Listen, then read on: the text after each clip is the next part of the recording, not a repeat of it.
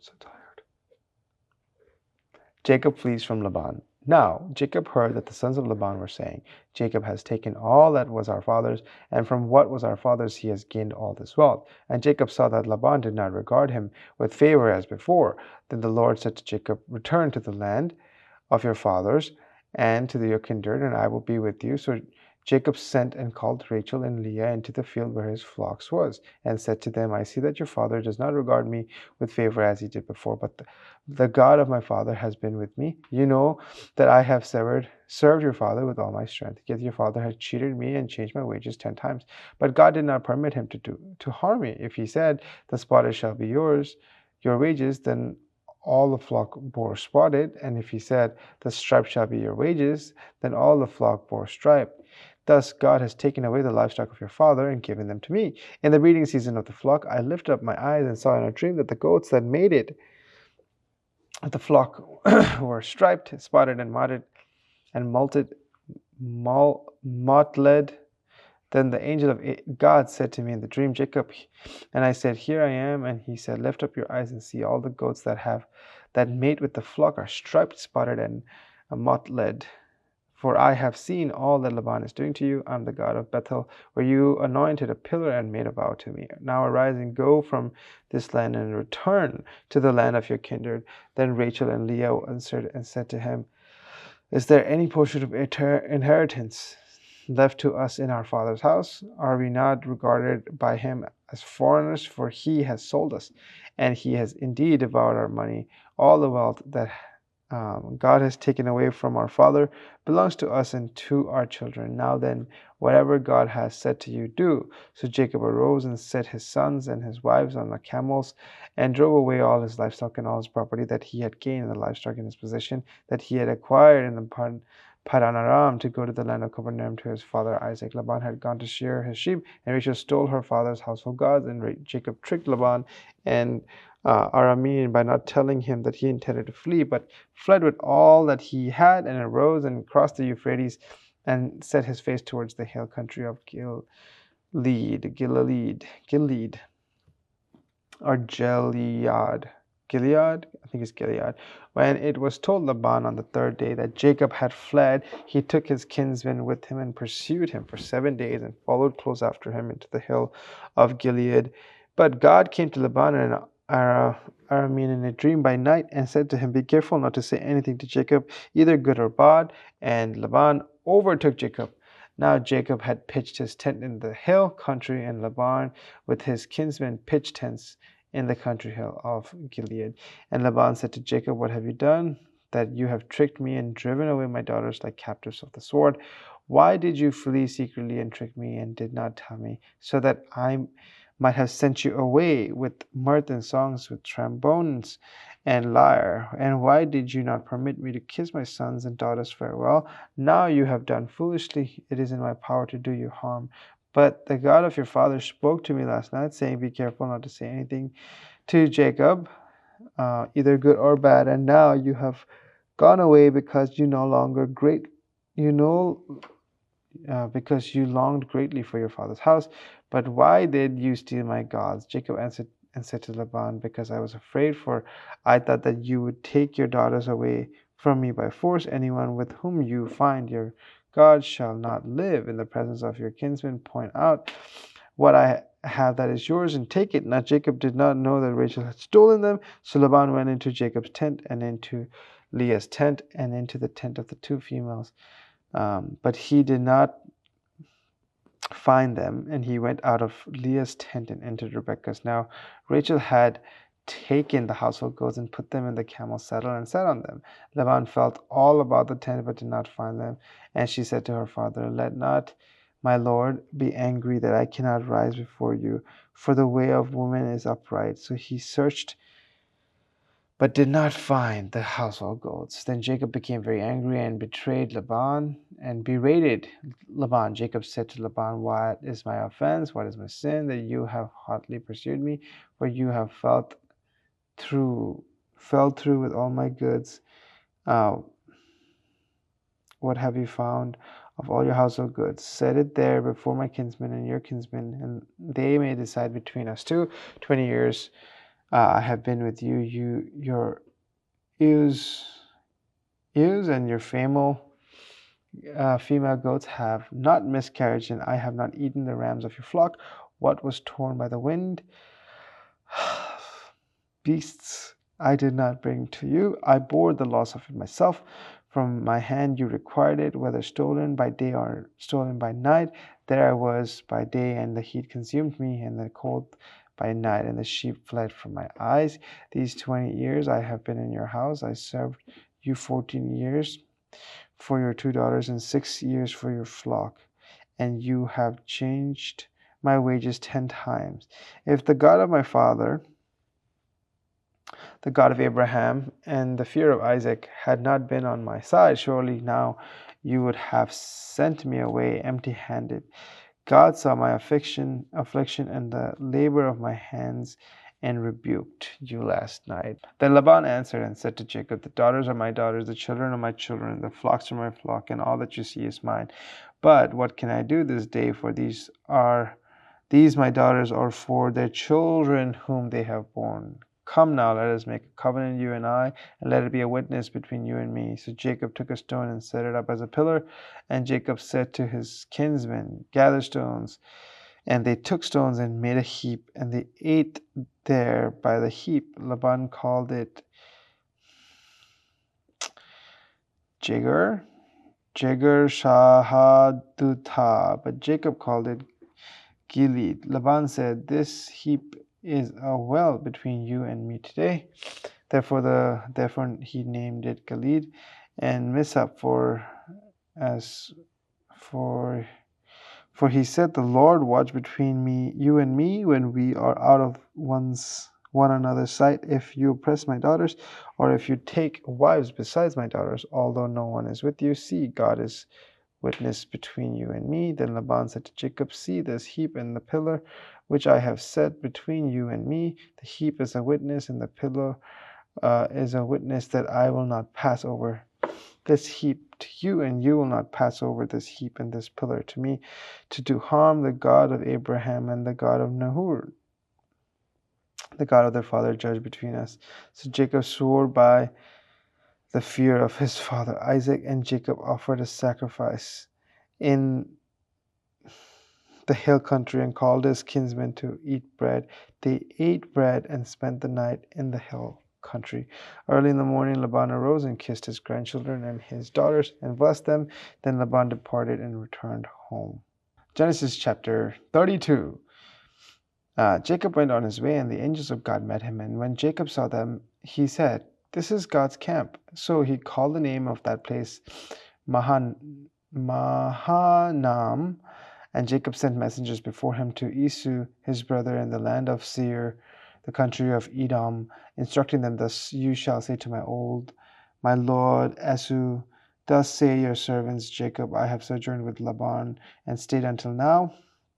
I have oxen, donkey, flocks, and male servants and female servants. I have spent to tell my lord in order that I may find favor in your sight. The messengers returned to Jacob, saying, we came to your brother Esau, and he is coming to meet you, and there are 400 men with him. And Jacob was greatly afraid and distressed. He divided the people who were with him and the flocks and herds and camels into 2 camps, thinking, if Esau come to the one camp and attack it, then the camp that is left will escape. And Jacob said, O God, my father Abraham, and God of my father Isaac, O Lord, who said to me, return to your country and to your kindred, that I may do you good.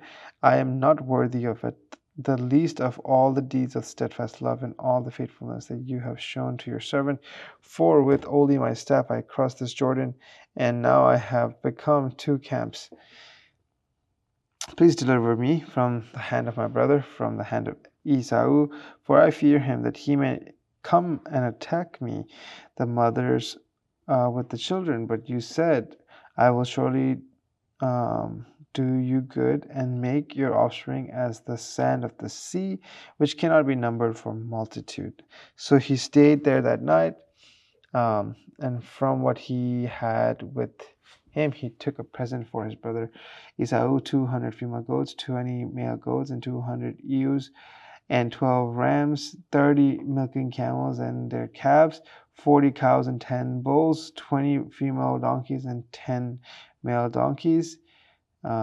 These he handed over to his servants, every dove by itself, and said to his servants, "Pass on ahead of me and put a space between dove and dove." He instructed the first when Esau, my brother, meets you and asks you, "To whom do you belong? Where are you going? And whose are these ahead of you?" Then you shall say, "They belong to your servant Jacob. They are present to send to my lord Esau, and moreover, he is behind you."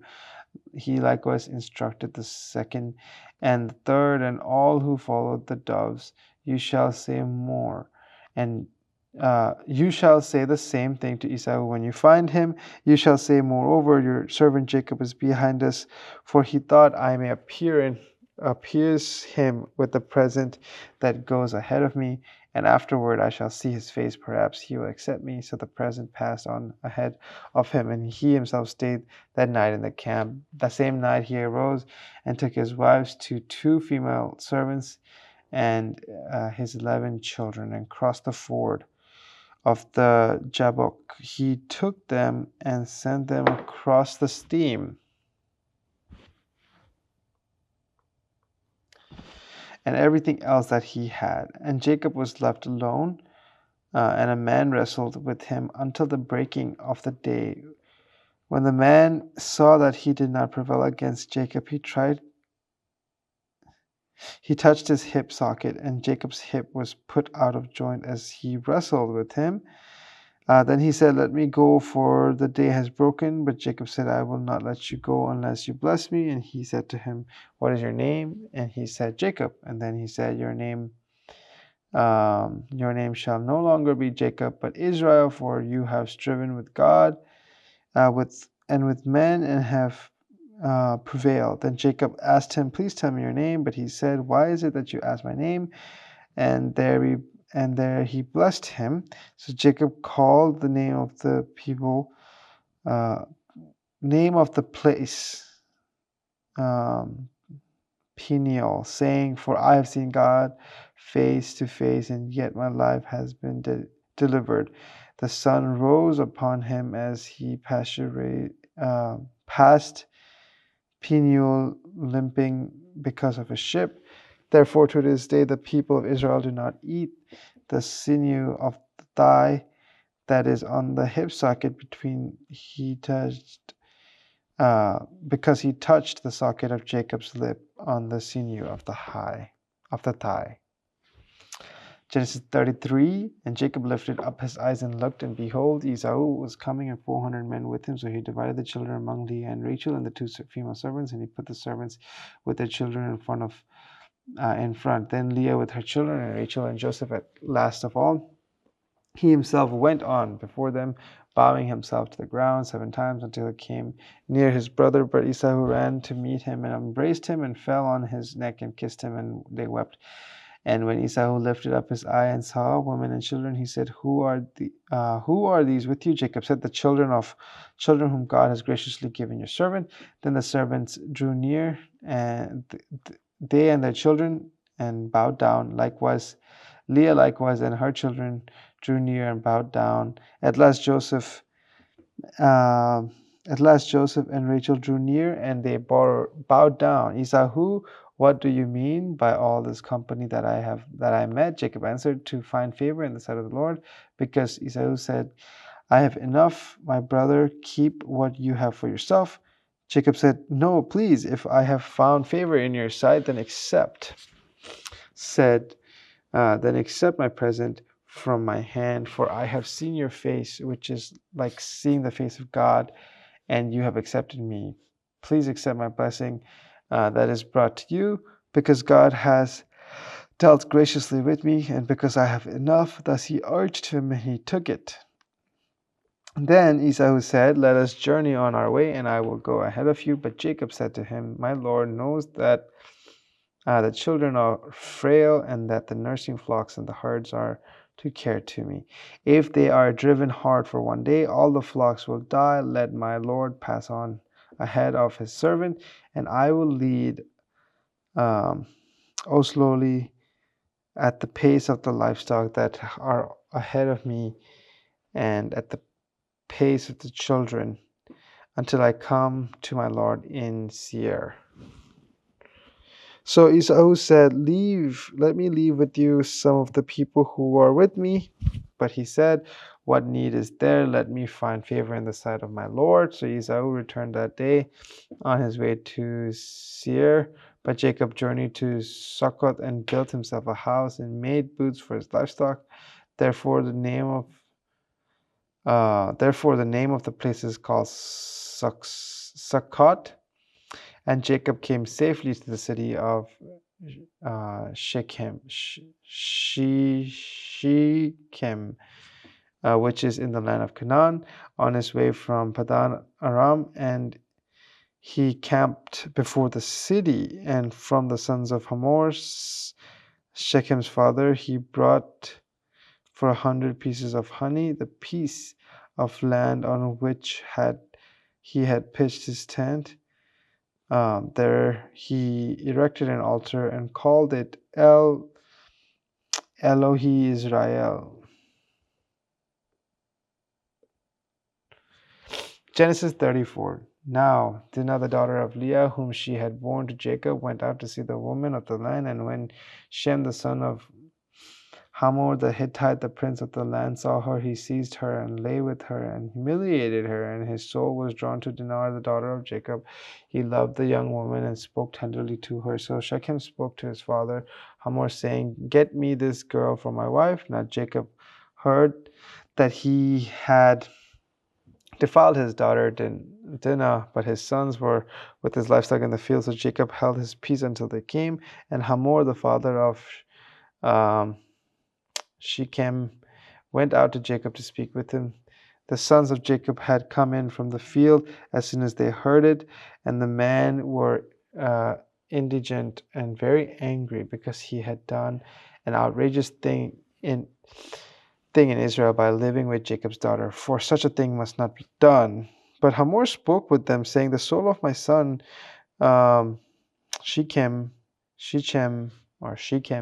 longs for your daughter. Please give her to him to be his wife. Make marriages with us. Give your daughters to us, and take our daughters for yourself. You shall dwell with us, and the land shall be open to you. Dwell and trade in it, and get property in it." Shem also said to her father and to her brothers, "Let me find favor in your eyes, and whatever you say to me I will give. As Ask me for my great bride price and gift, and you will, and I will give whatever you say to me.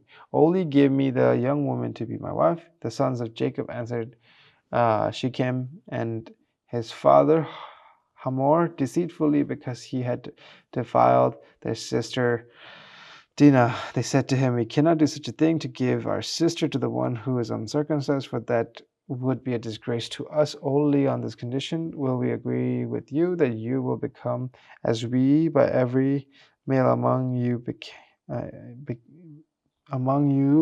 being circumcised. Then we will give our daughters to you, and we will take your daughters to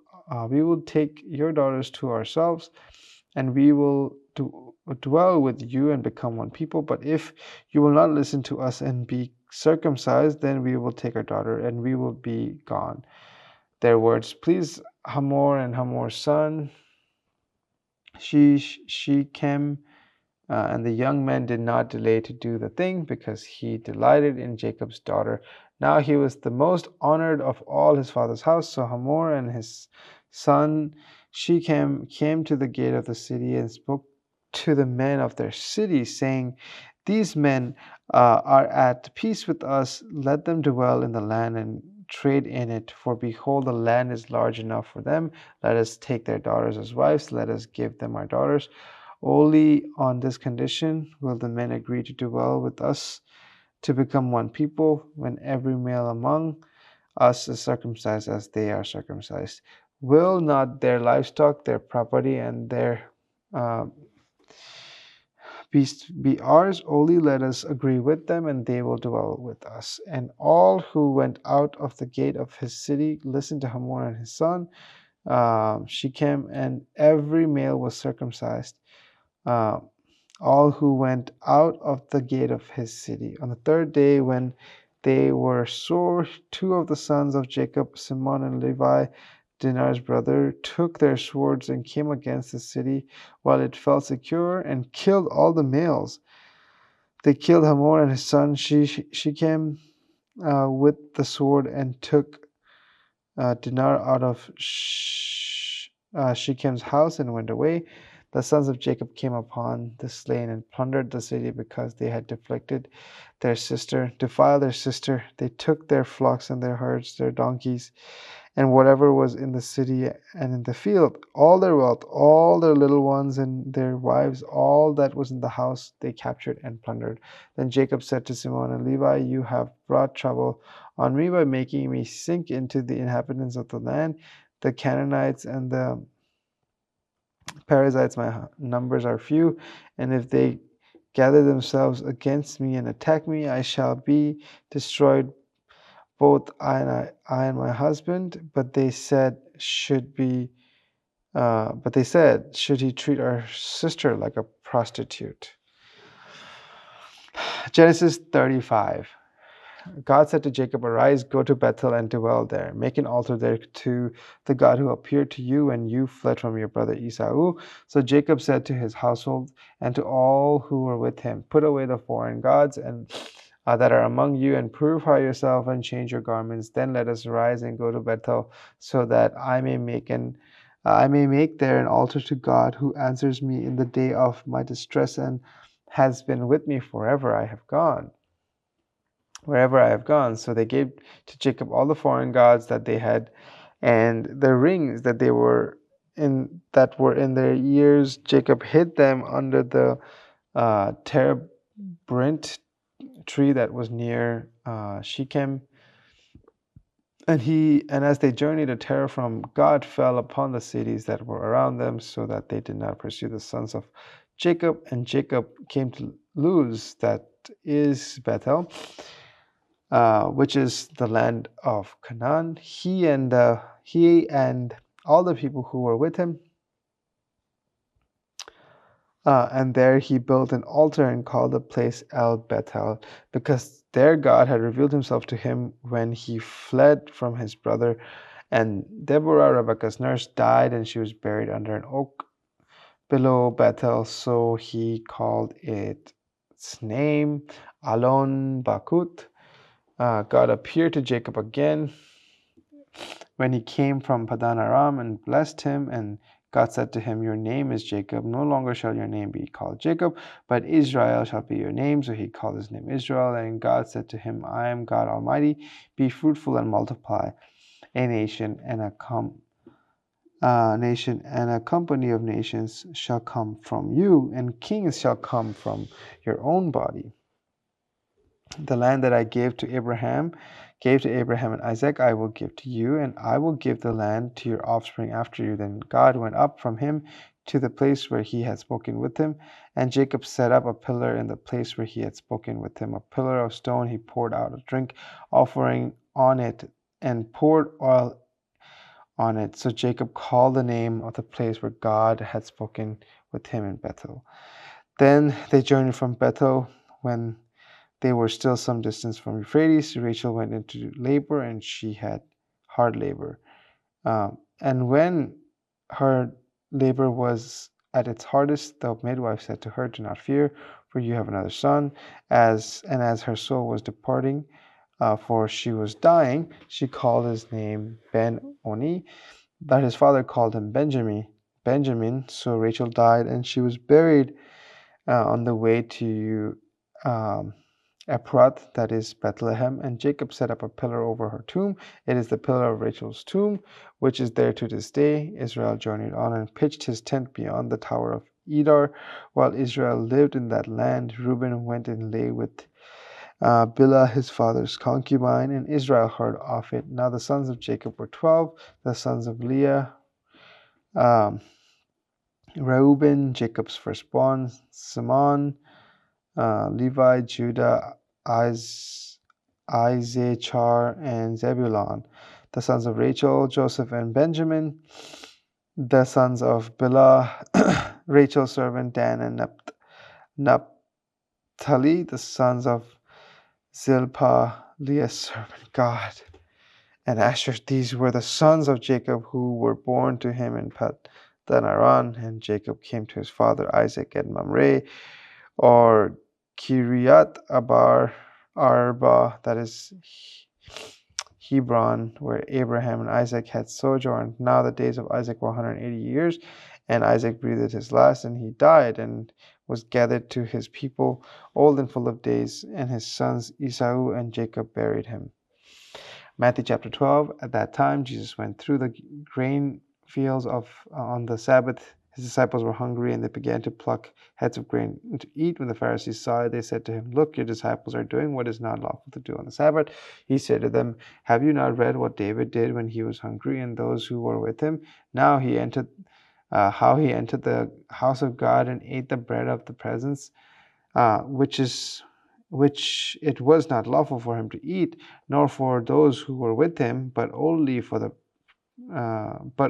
priest. Or have you not read the law, how on the Sabbath the priests in the temple profane the Sabbath and are guiltless? I tell you, something greater than the temple is here. And if you had known what this means, I desire mercy and not sacrifice, you would not have condemned the guiltless. For the Son of Man is Lord of the Sabbath. He went on from there and entered their synagogues, and a man was there with a withered hand, and they asked him, "Is it lawful to heal on the Sabbath?" So that they might accuse him. He said to them, "Which one of you who has a sheep, if it falls into the pit on the Sabbath, will not take hold of it and lift it out? Of how much more value is a man than a sheep? So it is lawful to do good on the Sabbath." Then he said to the man, "Stretch out your hand." And the man stretched it out, and it was restored, healthy like the other. But the Pharisees went out and conspired against him, how to destroy him. Jesus, aware of this, withdrew from there, and many followed him, and he healed them all and ordered them not to make him known. This was to fulfill what was spoken by the prophet Isaiah: "Behold, my servant whom I have chosen, my beloved, with whom my soul is well pleased. I will put my spirit upon him, and he will proclaim justice to the Gentiles, and he will not quarrel or cry aloud, nor will anyone hear his voice in the streets. A bruised reed he will not break, and a smoldering wick he will not quench, until he brings justice to victory, and in his name the Gentiles will hope." Then a demon-oppressed man who was blind and mute was brought to him, and he healed him, so that the man spoke and saw, and all the people were amazed and said, "Can this be the son of David?" But the Pharisees heard it. They said, "It is only Beelzebul, the prince of demons, that this man casts out demons." Knowing their thoughts, he said to them, "Every kingdom divided against itself is laid waste, and no city or house divided against itself will stand. And if Satan cast out Satan, he is divided against himself. How then will his kingdom stand? And if I cast out demons by Beelzebul, by whom do your sons cast them out? Therefore, they will be your judges. But if it is by the Spirit of God that I cast out demons, then the kingdom of God has come upon you. Or how can someone enter a strong man's house and plunder his goods unless he first uh, binds the strong man? Then indeed he may plunder his house. Whoever is not with me is against me, and whoever does not gather with me is scatters. Therefore I tell you, every sin and blasphemy will be forgiven people, but the blasphemy against the Spirit will not be forgiven. Whoever speaks a word against the Son of Man will be forgiven, but whoever speaks against the Holy Spirit will not be forgiven, either in this age or in the age to come. Either make a tree good and its fruit good, or make the tree bad and its fruit bad, for the tree is known by its fruit. You brood of vipers, how can you speak good when you are evil? For out of the abundance of the heart, the mouth speaks. The good person out of his good treasures brings forth good, and the evil person out of his evil treasure brings forth evil. I tell you, on the day of judgment, people will give account for every careless word they speak.